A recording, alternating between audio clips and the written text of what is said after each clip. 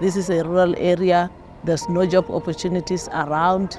The community will benefit a lot regarding employment because they have given us a lot of opportunities. Our villages will be realized after Voltalia will be leaving this place.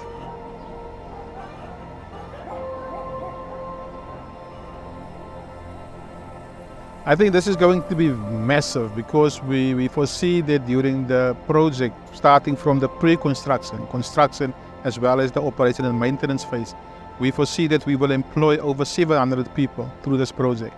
And also there's going to be huge benefit for small businesses in the Bolobedu Community District, meaning the host communities including Shawela, Oslabaning, as well as Ramaroko. So those are the three communities going to benefit hugely out of this project for job creation as well as preferential procurement.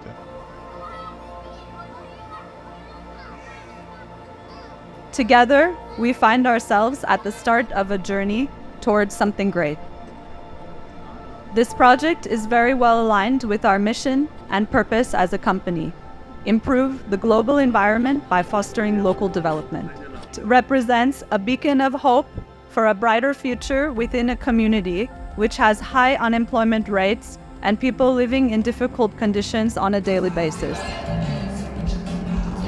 This is a chance to promote the uplifting of the community, especially those underprivileged, such as the women and youth, where the most impact will be seen through job creation, skills development, enterprise development, and a bursary program for young learners within the community. We are also glad to announce that the project is currently employing more than 50 members of the local community during this phase of the works for the site clearing, and intends to provide many more job opportunities throughout the different steps of the construction and operation of the project.